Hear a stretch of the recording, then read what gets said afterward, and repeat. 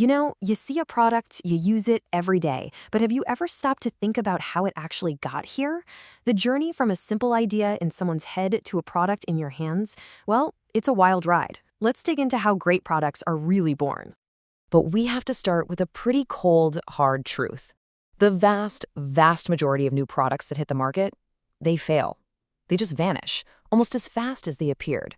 So the big question is, why? And maybe the more interesting question is, what about the ones that don't fail? The unicorns. How do a tiny few manage to break through all that noise, capture our attention, and sometimes literally change everything? That's what we're going to unpack. Every single game-changing invention, every product that has ever made a real difference, it all kicks off from the exact same place. A problem. It starts with someone getting fed up with the way things are and thinking, this just isn't good enough. So let's meet our guide for this little journey, British inventor James Dyson. His whole story starts with a super relatable frustration. He's vacuuming his house, right? And he notices that as the bag fills up with dust, the vacuum just stops working as well. It loses suction. Sound familiar? And this, right here, this is the innovator's mindset in a nutshell. Instead of just sighing and accepting it, Dyson had a thought that changed everything. Things don't have to work this way. That refusal to just accept a flaw, that's the spark. That's where it all begins. Okay, so you've found a problem. Step one, check. But now what? Where does the solution, that big, game-changing idea actually come from? This is the hunt. Well, what's so interesting is that ideas can pop up from pretty much anywhere. I mean, huge companies have their own research and development teams locked away in a lab somewhere, or they might just listen to what their customers are complaining about. Sometimes they even look at what their competitors are doing wrong. But today, there's one source that has totally changed the game, opening up the doors to literally everyone. It's called crowdsourcing. You have these amazing platforms like Quirky that basically created a space for anyone, you, me, anyone, to submit an idea for a new product. The whole community would then jump in, vote on it, and help figure out which ideas were actually winners. It's innovation powered by the people. So you can kind of see two totally different paths here. On one side, you have the lone inventor, like James Dyson. He's driven by this singular personal obsession. It's powerful, but you also risk getting tunnel vision. And on the other side, you've got crowdsourcing, which is all about a collective vision. You get a ton of creativity, but it can be way harder to steer the ship. Neither one is right or wrong, they're just different engines for innovation. Having a great idea is the fun part, right? It's exciting, but turning that idea into something that actually physically works, oh man, that is the hardest, the longest, and the most important part of the entire journey. This is the grind. So what do we even mean by product development? It's that messy, complicated, but totally essential stage where you take an idea on a napkin and figure out how to make it real. It's all about the engineering, the design, the testing, and just relentless, painful refinement. I want you to just stare at this number for a second, 5,127. What do you think that represents? It's not some random number.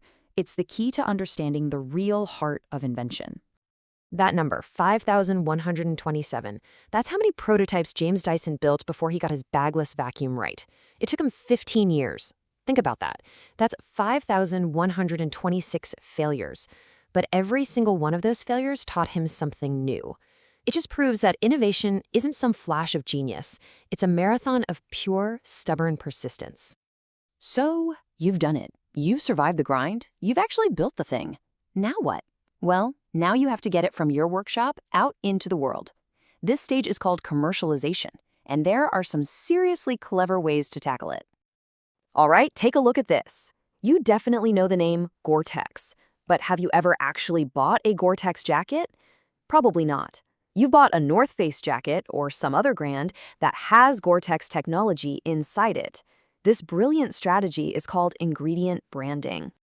See, Gore-Tex doesn't just market itself to jacket companies. It markets itself to us, the people who buy the jackets. They've made their name into a promise, a symbol of being waterproof and breathable. So when we see that little Gore-Tex tag on a coat, we instantly trust it. They made themselves the most famous ingredient in someone else's recipe. Genius. And here's the exact same idea in action. You've probably seen that iconic yellow shape on the bottom of hiking boots, right? That's Vibram. They don't make the boot, they just make the awesome high-performance sole. And just like Gore-Tex, they've turned their component part into a stamp of quality that actually helps sell the whole product. But there's another path you can take. You can turn your successful product into a whole platform. Take Angry Birds. It started as a super simple, addictive mobile game.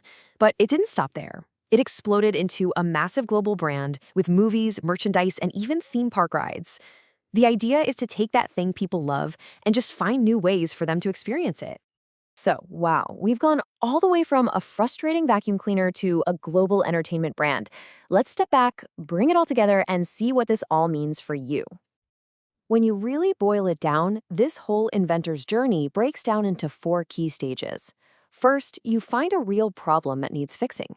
Second, you hunt for the idea that can solve it. Third, and this is the big one, you have to endure the grind of actually making it. And finally, you have to launch that thing out into the world. Ultimately, what all of this shows us is that real innovation isn't just about having some wild creative idea. That's absolutely part of it, but it's really a marriage between that creative spark and a disciplined, structured process. You need both. The idea is the soul, but the process is the body that makes it real. And all of that leaves us with one final thought. The world is just full of things that are only good enough. It's surrounded by tiny frustrations and huge challenges.